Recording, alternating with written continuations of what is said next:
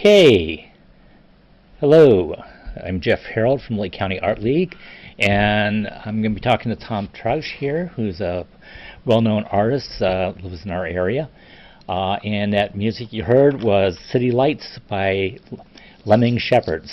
So it's a nice song. Okay, Tom, you've been a good friend for the Lake County Art League and a lot of other art leagues around here. What give us a little background of yourself. I know from your website you've been painting, been an artist for like 45 years. Okay, how did you get into it? Is it something from the kids, from when you were a kid, what have you? Give me some background.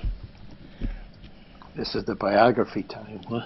Yes, yes. Yeah. Thank you again. First, thanks, Jeff, for having me on. Okay, I appreciate this. And yes, we go back a long ways with the art group over there, Lake County group. So, in background, without putting people to sleep, you said 45 years. Yeah, I'm in my 49th year. Maybe, you know what I'm striving for the big one here for 50. I started in 1975, so whatever that comes out to be an artist. And this kind of leads to answer your question. Anyways, my background is I always wanted to be an artist, even when I was a little kid. I grew up in Chicago, and I'd come home from school real quick. Like I'd come home from school, and I'd look at Walt Disney cartoon books, in black and white, and I would try to emulate them and draw their pictures and stuff like that. So I remember that in fourth grade. It's the earliest recollection. But anyway, I remember doing that, and I just liked to do it, and I just enjoyed it. It was pleasurable, and I wasn't an athlete, so I had to do something with my life. You're there. I understand that. All right. So fast forward, University of Illinois. I went to local high school. There was no art. The only thing to know about that is I went to a small local Catholic school here in Woodstock, and it was so small. It was a brand new school. It was no art department, so my art training came after high school. So I was a late bloomer. Went to U of I, Champaign, BFA degree, graphic design, 66. That's 1966, and then subsequently a little bit of grad school at IIT, military. But what set me on this trajectory, when I mentioned 1975, was by purely accident. I was in an art store, I think in Chicago, and somebody talked about the American Academy of Art. And there's this wonderful instructor there named Irving Shapiro.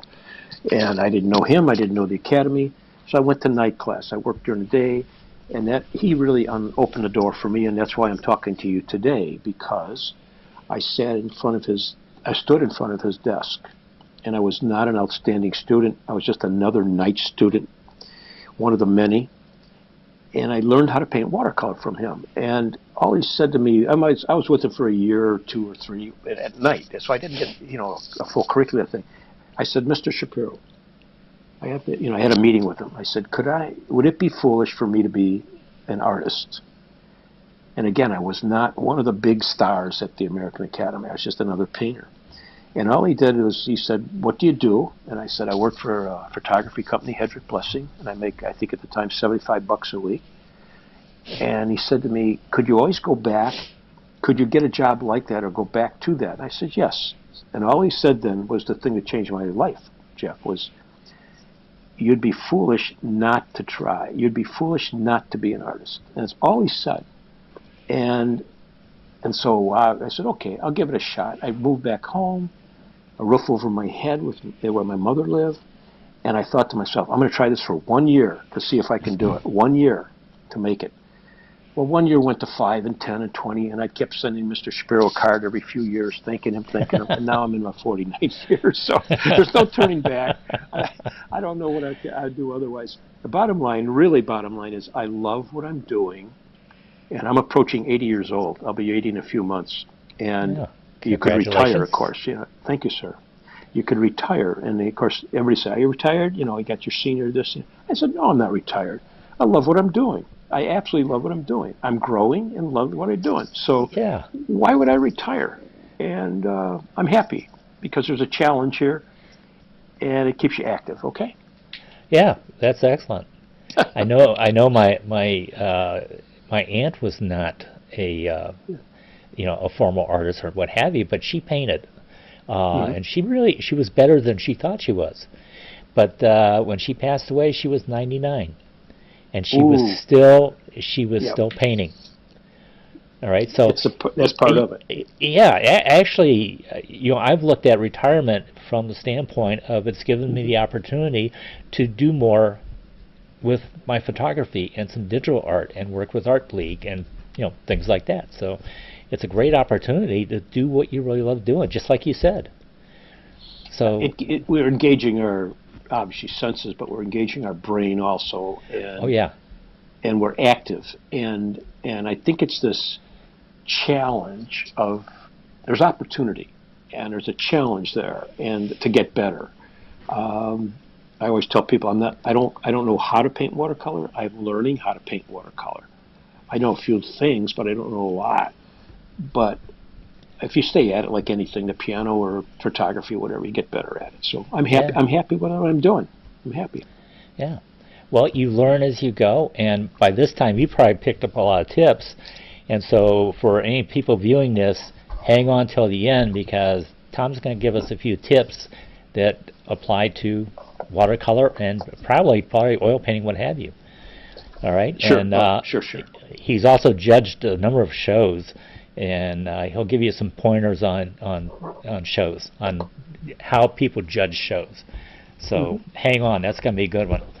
All right, now a little more personal question, if that wasn't personal enough. Okay, Fire uh, away. you and your wife, Gail, are both artists. Yes, sir. How did you meet? Well, you know how we met. Okay. We, meaning, whatever. She was an art teacher. Gail was an art Uh, teacher in Crystal Lake, Illinois. I am in Woodstock, the next town over. And so I was single, and her school, I don't know, she did, I think, or whatever. Her school asked me to come over and do a watercolor demonstration, right? Right.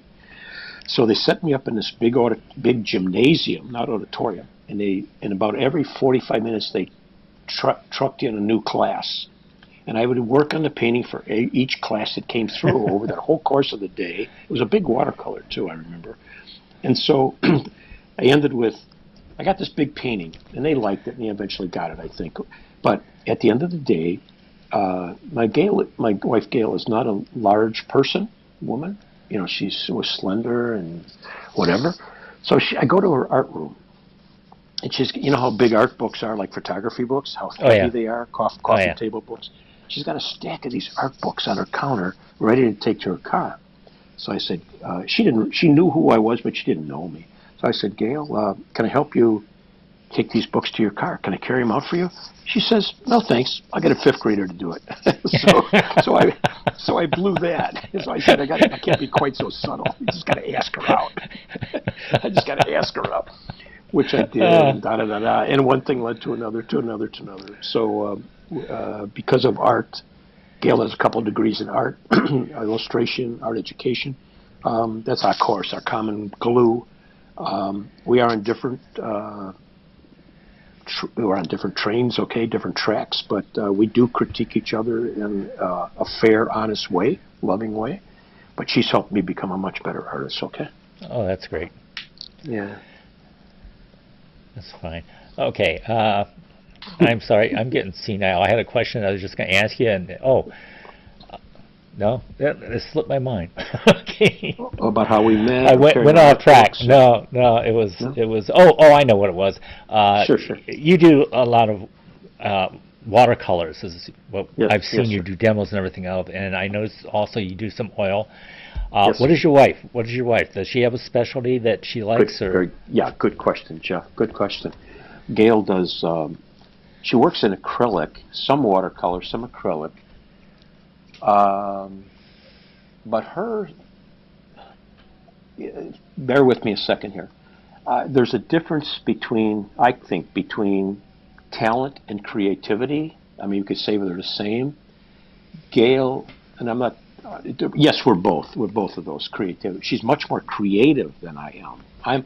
I've learned techniques, and I've learned I've learned how to do things in oil and watercolor just by doing, and over those amount of years, you better pick up some speed.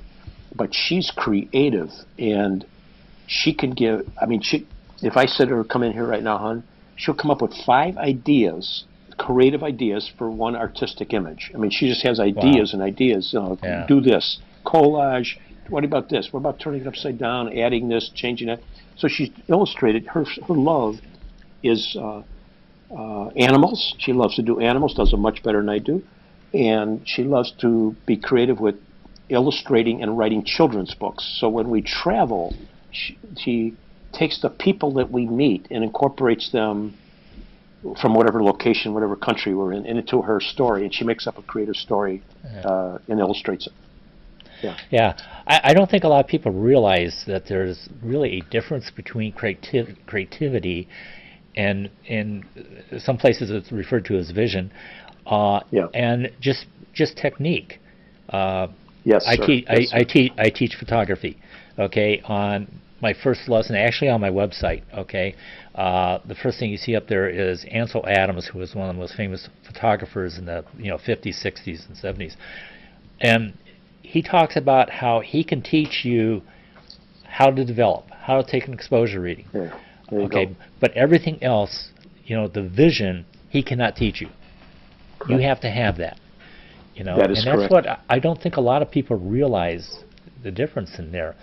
I actually named my title of my website is Seeing Photographs, because I'm excellent at seeing things, finding images. Yes, sir. And only recently, within the last 5 years or so, I've actually started to become more creative in creating ideas. But a lot of photographers, that's what it is. You see them. Where did you get this? How did you get to be better at creating pictures in the last 2 years? I found out that maturation. I play. I find that the more I play, the more I learn. Okay, and I'll get tools like I have Photoshop, but I also have a product called Painter, yada yada, and I will play with them, and I will learn a technique with them, what have you, and I'll sit down and I'll say, how can I use that? There you go. Now you've seen the result of this because you saw my one work, Blue Moon, at our member show last spring. All right, and that's it. And I think all artists need that. They need to play and just find a new technique, look at something new. That's one of the reasons why I like doing these interviews, because I talk to people like you, and many times I get a different perspective on, how do you see things? When you were talking, I'm just thinking of Picasso's famous remark. Pablo Picasso lived into his 90s, I think 95-ish maybe. And Picasso said, I've tried my entire life, bear with me, listen, I tried my entire life to paint like a child again. So it's not, he's trying to get down to, you said the word play. See, that's what triggered that. When you said play, you and I can teach technique. We can teach technique like of any medium. I mean, you can tell, you do step A, B, C, D. And some people get very good at it. They get very good technically, but if you have a marriage of, like we were saying, this creative thing and then the technical part, that'll feed into what judging a show too. You asked me, coming up, how do you look at a show and what do you judge? It's not just obviously the technical. I'd rather give an award if I have a choice between a creative person and a technical person. I'll give it to the creative person. Real quick side story.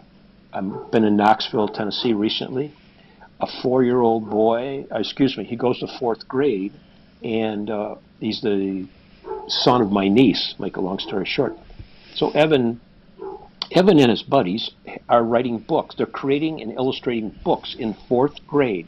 They've got this whole character thing, and he does the drawings. But now I said to Evan and his mother and dad, I said, he is very creative in a 4th grade. And I went to a school to do a demonstration. He probably laughed at me, And they asked me to come over there. I said, okay. But here he's got all this. I said, his mom and dad, I said, he's creative as anything. He's creative. You can learn the stuff. Yeah. But what he's got is invaluable, and he's got the drive and energy to be creative. He loves to see the world this way. Yeah, Oh, that's great. yeah. That's true. Okay. Uh, you gotta stay young in your mind, if nothing else. Well, art keeps But us, see, any type of photography and art, creative, dance, music, it keeps you young because we have to problem solve. We have to get engaged. We have to find ourselves in our work. We have to. It'll eventually lead to that. You learn about yourself through your work, and that keeps you engaged. and you gotta put yourself out there too. You got it. Okay, You got it. You you can't put it gotta in the be, closet. Yeah. yeah, you gotta go out and look for it. When I was doing photography back in the 80s, 90s, I started going out to jazz clubs and photographing Yes. jazz musicians, and I'd never done it Yes. before. And Yes. I had great fun. I ended up photographing some greats, Dizzy Gillespie. I don't know if you know anything about jazz. Dizzy Gillespie was Big one, name. Dave Brubeck. But Big I names. went out and I tried something different, and that's what I like to see, and I like to encourage artists to do in general. I don't see enough Yeah, of it. it's new stimulus. Yeah, you change your Yeah. environment, change your medium, change your outlook. Yeah. Yes, definitely. Okay, let's change tack here a little bit, and let's go to your website. All right, and let's see what we've got Sure. going here. And this is it, and it's TrauschFineArt.com, I Thank believe you. is that. That is And it. and what I can't get over is let's see if I can get this here. We have the about the artist, and yeah, we went down to awards and honors, and I'm not even going to try to list all these that you have because That's your photograph, by the way, of me. Thank you. oh yeah, Yeah. yeah, Let's yeah, start off with the good actually, stuff.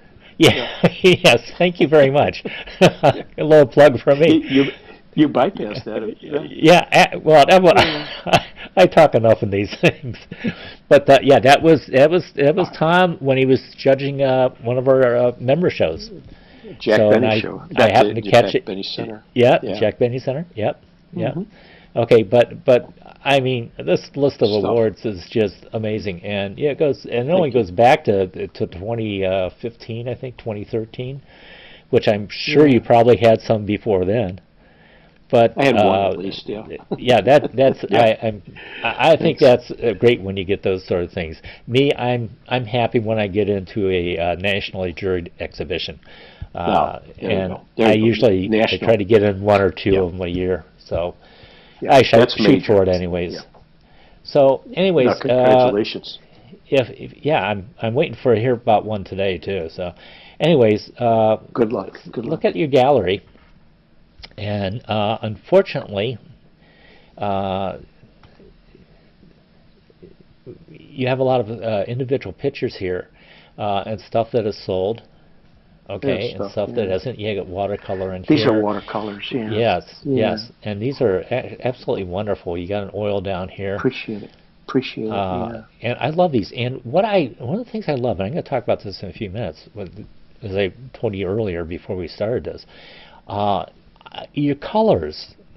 For some reason, you like colors. I mean, brighter colors, not just. Yeah. I don't see Yeah, I do. anything in the way of rainy day shots, anything like that. Mm-hmm. And that's I like that. It was where evolution, Jeff. where It was was the other one? evolution. Okay. Okay. When I started out. No, go ahead. I'm sorry. Well, go ahead. I'm sorry to interrupt you. Oh no, I just When- agreed with you. It's evolution. Ah. I mean, every artist When I've I- seen and talked to, it goes through an Yeah. evolution. Yeah. My simple process was very simple. I went to in '75 when I started. You're always looking for a style. You're a young painter, you're a young musician, young artist, young photographer, whatever. You're looking for style. You emulate people you like, right? You try to Yes. emulate them. And what I did is I loved Andrew Wyeth at that time, just in the '70s. All right, Oh, I was yeah. starting out. And I did. Now you see, this is the antithesis of you mentioned the word color. I love color, but what I did then, Jeff, was I was strictly a value painter. A lot of earth tones, a lot of moody, dark. And my wife, when I met her, she didn't like them. She said, she was being nice, but she didn't like that I didn't have much color. And I'm not making this up. After I met her, i.e., fell in love, married, we have a wonderful daughter. My work changed, and it got brighter and more colorful. Now, two things happened. One, A, I fell in love. Two, B, I was ready to make this change from earth tones to color. I was not. I used to be afraid of color, but now see, here's some of my current work. Yeah. This is. I'm not afraid of color, but it was. I was ready to take that step, but I wasn't ready earlier. So that's how I got there. Yeah. And I teach, Jeff, too. I just taught the other day, Saturday at the Botanic Gardens. I teach over there. I've been over there about 12 years, Chicago Botanic Gardens. And there's a couple students that are really timid, both as more beginning artists, and they're afraid of color. And so Yeah. you don't push them over the edge. You just kind of coax them and gently nudge them and have them move along and ease their way in. But each of us, Jeff, as you know, we have our own timeline and speed to get to where we're going. And so when you're ready for a breakthrough, and I consider color a major, one of the two major elements in art, besides value, it means tone, you're ready for it, it'll happen. So that's what I was ready for it. So sometimes I have to restrain myself, but not too much in color, meaning by color harmony. I mean, to harmonize a picture, you get so carried away with color, you can get rainbowy after a while, Yeah. It can go crazy. But yeah, all these scenes that you're scrolling through are things that I've encountered, and they mean something to me. I try to paint something that I enjoy painting, and that I like, and if I want to say something, I might want to say something about somebody or someone. Speaking of those early days when I did a lot of earth tony things, I would set up still lifes. I'd use eggs and apples in a still life to represent people in my life, And anyways, I would group them a certain way and then put them this way in a basket or that way, this thing. So they're like metaphors, for other things. But we just follow our own path, each one of us, and get there. Yeah. Yeah, and one thing I want to do, and I told you guys I was going to do this, is I want to talk about this picture, the watercolor here in the middle of the left hand, the old gentleman walking down the path. Sure. Because one of the things that is actually I found through photography is the whole idea of equivalence, which is a term Edward Steichen came up with, and Minor White championed it for a long time. And basically what it is equivalence is nothing more than you're looking at a piece of work as a metaphor. And I recently wrote a couple paragraphs on art being a metaphor for our newsletter. But one of the things I realized when I was looking at yours, is if you look at this, and I've brought it up here, it's a little bit bigger than it probably should be, but it's bright, and it has a very positive tone to it, or outlook to it. Well, thanks. That's good that you read it. All right. That you get that out of it, because somebody else might not get that same feeling. Yeah, and that's good. That's a positive. And what I'm looking at is, and I showed you this earlier. This is one of mine, and it's a photograph. And basically, the theme is the same thing on both of these pictures. It's an old gentleman walking. And to me, I listed mine here as a metaphor possibly for loneliness. And part of the feeling of more of a negative feeling or context feeling for this picture is because it's black and white, and I love it. I like black and white. But this one is basically, it's the same concept, but you have a feeling this person is walking into a very positive future. The story I created when I saw this, which is what I do frequently, is here's an old gentleman. He was a farmer. He had a good life with family, kids, what have you, and farm. And he's walking off into his older age, and he's just enjoying the fruits of that wonderful life that he had. All right. Whereas in mine, it's not. You don't necessarily get that feeling, for that. So to me, the color is what really made a big difference in this. Oh, Jeff, I'm going to jump back to your picture. Is it Oh, being whoops. partly cut off to your photograph? Is it the seashore shot with the gulls or whatever? Is there? No. I mean, is it being cropped off? Is there's a shadow in the lower right foreground? Is there a person in this picture? No. No. Oh, I There's don't no. see. I thought you alluded to maybe a person. And Maybe down at the bottom. Down at the bottom. yeah, the lower right. Oh no, no. If you see the picture in a larger as a printed format, that's just a piece of driftwood. Oh, thank you. All right. I just have it. It's this little sliver on my screen here. Yeah, Okay. yeah. In the bigger picture, you look at it. But actually, the story about this is that, and I tell my classes this, is if you're doing photography, and I think sometimes it might. I don't think it applies as much to art, watercolor, what have you. But there's that decisive moment, okay, where this is the picture, this is the peak of the action. Correct. All right. And in this case, I was walking down the beach, and I was out there just looking for pictures in the morning, and I saw this flock of seagulls down the beach, and they were all on the beach, and I saw this gentleman, and he was walking towards them. Now, if you think about it, you know exactly what's going to happen, right? As he gets Yep. closer to the seagulls. In flight. So I threw my camera bag down, my tripod down. I had to jog a little bit to catch up with him to get the right framing for this shot. And I shot it just as he walked in there, as the seagulls started to fly. All right. So in photography, it's the decisive moment, I think, is more important than it is strictly in oil painting or regular painting. Outside of the fact that you want to get that in your painting, if you're going to do something with horses or whatever, you want to get that in there. With photography, you got to catch it. So, but anyways, that's what that makes was great photographs. That's what makes great photographs. Yeah, and that was just that was this. But like I say, the thing that really got me was that the difference between that, the feeling of it, and the difference of that, and they're both basically the same theme. So, okay, I hear you. Excuse me. I don't. I personally can't make that same connection that you just did. There is the sense of I could read. Here's the one connection I get out of both your photo and my painting. I could argue there's a sense of loneliness, and because in yours there's this absence of man. There's this vast, big vista shot, a lot of space, and what's in the space? Movement of some birds at the right time. But there's the emptiness in your picture of certainly lack of man, but emptiness in the sense of you're not close up to the gulls or focusing on one or two special.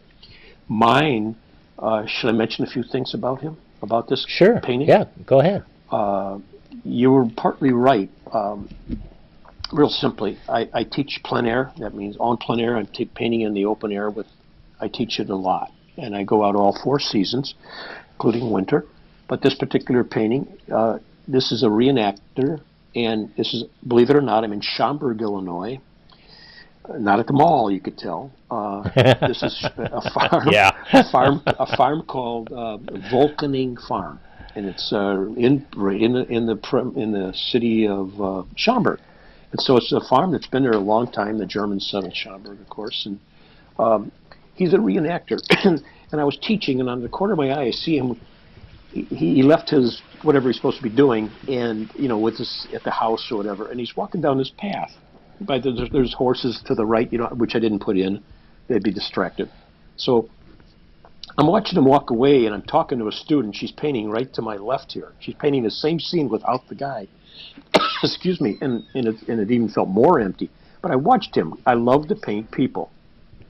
I did one on for your group. Anyways, I worked on it again today. People. Okay. So another painting, but I watched this guy. So I love to paint him. I watched his gesture, and I thought I had a click. I didn't paint him there. It's about a 9 by 12 piece, I think. A small little painting, and but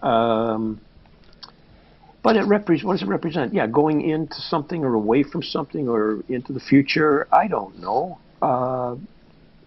It all seemed right, and if it didn't seem right, I will take an image from one thing, one thing that I have, a scene, and I'll take an image from another, and I'll put them together, or 2 or 3 things from different disparate sources, and I'll create a painting that way too, kind of like manual Photoshop.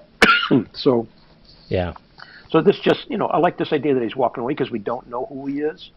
Yeah, baggy pants, kind of hunched over shoulders, but he's got a trail to walk down, and it's bright, and the colors are not depressing. So I was happy with this painting. I was very happy with it. It's watercolor. Oh, yeah, Yeah. I agree. I think it's a great painting. Thank you. That's all I have on it. Okay. Yeah. Okay. Yeah. All right. So, anyways, back to your website here. Like I say, a bunch of really nice things here. Thanks. I really like them. I have another question here, and I know later on I'll give you a chance to talk about any upcoming shows or classes that you're going to be in. But hang on here a second. I gotta get back to this thing. Okay, gotta get back to where I can control your web page here a little bit. But you have something that you let's see. Let's go. See if I can get see what we got Was going it here. the, Workshop classes. And obviously you don't have you have 2022, and you have a comment on here you're going to do 2023. What I found was interesting was this open studio class sessions via Yes, Zoom. sir. Yeah, That's a Zoom on Mondays. Yeah. Yeah, you want to explain how that works? And Well, you've got me working overtime today. This is a Monday afternoon.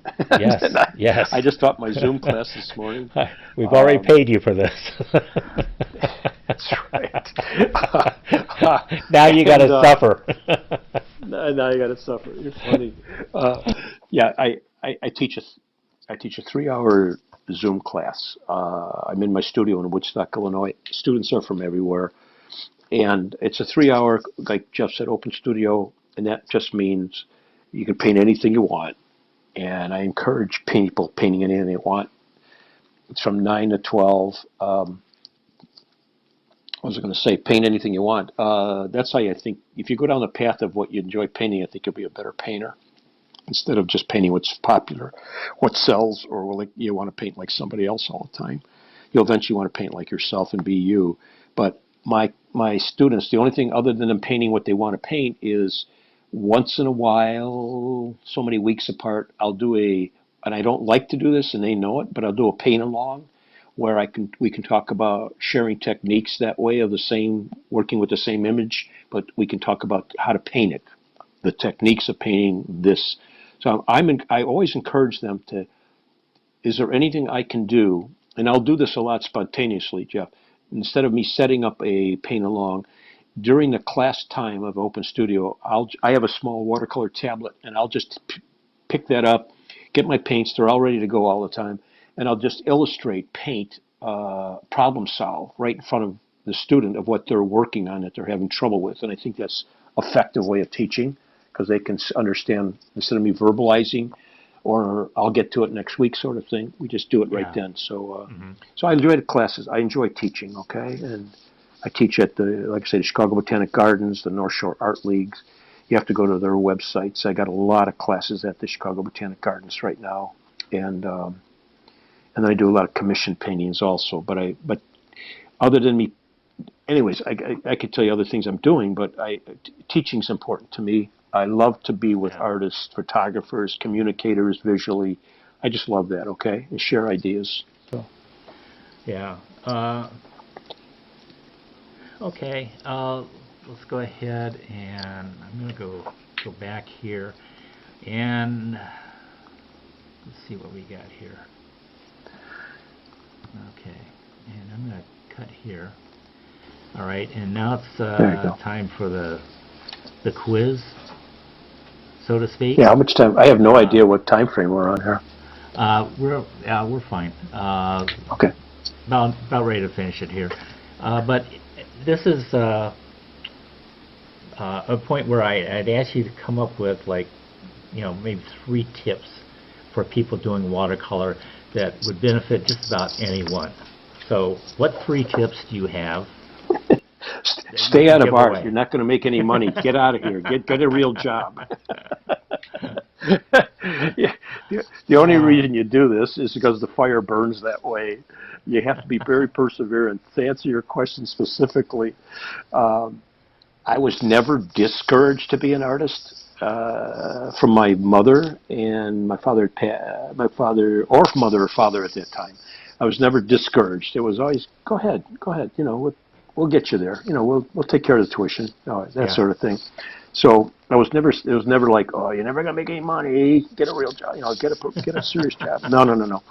It was always quietly a quiet pushing, gentle pushing along. So I'm glad it happened that way because I didn't want to do something else. But here's my three my three tips other than don't get into this.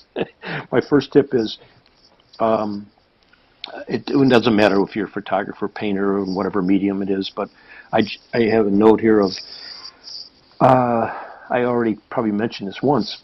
Paint, choose something you want to paint. I even told the class the same thing this morning in my open studio class. Paint what you want to paint. Photograph what you want to photograph, unless it's an assignment, because we're good at what we enjoy doing, and that's could be any cooking or anything. You know, we get good at it because we enjoy it. So number one, paint it what you want to paint, and paint it the way you want to paint it. We have eight great artists and photographers out there because they're individuals. Eventually, you want to Yeah. have your own voice, okay? Number one, Yeah. choose something you Definitely. want to paint. Number two, take risk. These are not earth-shaking points, but take risk to grow. You'll heard it over and over. Don't be afraid to fail, all right? You mentioned you have something out at a national show you're waiting to hear. In 49 years, I've had plenty of ups and downs. I've had some success. I've had a lot of quote failures, rejections, but I can look at that. I look at it two ways, Jeff. If there's a rejection, and I've gotten a lot of them over the years. I still get them, of course I do. I could either say, all right, I'm going to fold my tent, or I could say the judges don't know what on earth they're looking at and seeing. But I take a rejection as a spur, a catalyst to get better. I look at it that way. I'm unhappy, of course. I'm ticked, but I look at it as what can I do better? How can I be better at my craft? I use that as a catalyst. So I take risk.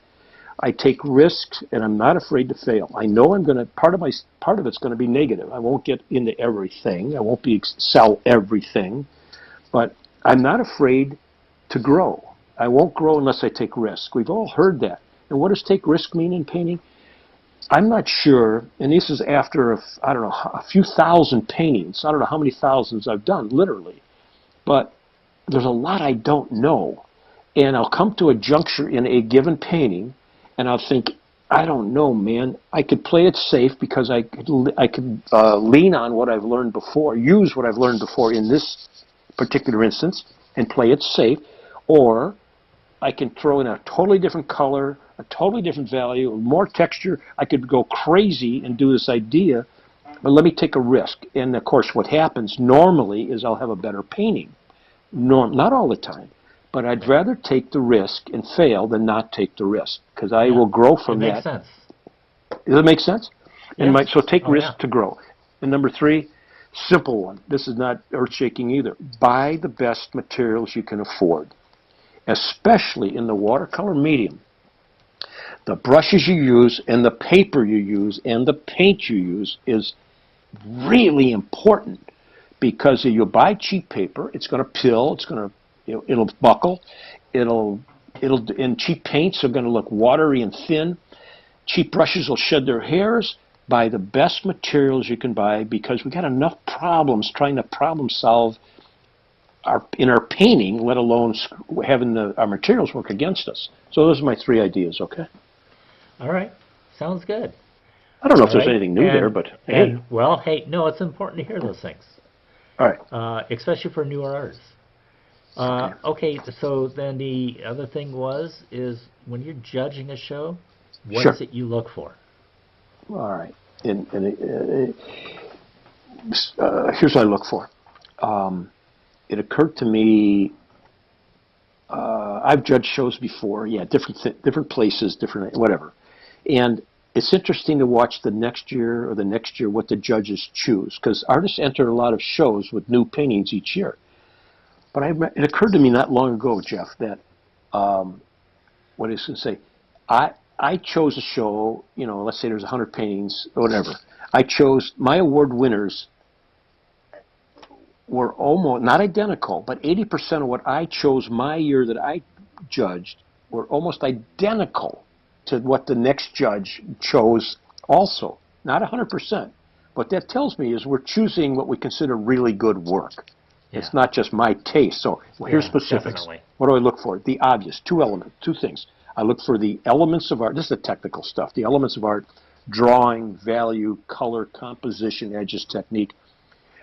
I look for, okay, and that's the technical stuff. That's got to be there. It's got to be good. You can't just come out with garbage, you know, and say I'm trying, but submit your best. So I look for the strength in the elements of art. And the next thing would be originality. Now, what the heck does that mean? Originality. Yeah. So I'm coupling the technical with, I'll call it heart and soul, or body and soul. The originality is I let the artwork speak to me. When I judge a show, I look at it all quickly, or I walk through it quickly if there's like a lot of work. And then I really slow down. I get a feeling for the comprehensive view, the big view. Then I slow down and spend considerable time looking at individual pieces. I go slower and slower, and I start narrowing it down. There's some yeses, there's some nos automatically, but there's a lot of gray area. Then I go through again maybe, and I go real slow. And which ones call me back? Which ones, like you said about the man walking down the path, stuff like that. What is talking to me? And what is it saying? And why does it keep calling me back, all right? Is it an emotion? Is it an intangible? Sometimes subject plays a role. Sometimes, not always. Sometimes subject can be dominant and paramount in why you select something. But it's the creativity, the originality of the artist, he or she, added to the elements of art that are given that make a work of art good. Why does art last? Why does Ansel Adams, Edward Weston, you know, why does that great artwork after? Well, why? You know, why does that last through generations? Why does great art last through generations? So I think the man on the street knows when something's kind of good or good. He doesn't have to be art educated, or, you know, he just kind of knows it's good. So that was a long answer. Yeah, okay. But it was a good one. All right, thank you. All right. Thank you, sir. Don't edit Okay. me out, please. All right. But, okay, that's great. Thank you. And now, what do you have coming up in way of shows or classes? I know you don't have anything for 2023 listed yet on your website. No. What can we look forward to? Thank you very much. I'll make it short, too. As we alluded to, the Monday Zoom classes, a fellow does my website for me, and I have to feed him that information. So my Monday Zoom classes, see my website, please, for that. See the Chicago Botanic Garden website for all the classes I have listed there under my name. See the North Shore Art League. The Lakes Region Watercolor Guild. I have a 4-day, 4-day workshop in April 10th to the 13th. I also teach plein air. Now that list will be coming up on my site, Jeff. I'll teach plein air from roughly May through September, and that's a weekly class. We meet on location. I love to paint with artists. We move the venues around. That's once a week, plein air during the summer, and I'm in a show at the Illinois Watercolor Society now, and I'm in one down at the annual watercolor show in Norris, Illinois. I'm sorry, the Norris show in St. Charles, Illinois. So I've got work down there now. All right, and I do a lot of commissions. Okay. That's my life. Hey, it sounds like a fun life to me. It is a fun life. Yours too. One of creativity and working with people and everything. So. Yeah. All right. Well, thank you for giving me this time to do this interview with you and talk to you. And I know we really appreciate the demo you did for us about a week or so ago for the Art League. And thanks, Jeff. That's it. Thank you. All right, and thank you everybody over there, and those that are out there listening. just keep working and have some. And the other bottom line, the final hello is final goodbye is have fun at what you're doing. Don't take some enjoyment out of it. Not all work. All right. Thanks. Amen. Thank you. Amen. Thanks, Jeff. Bye.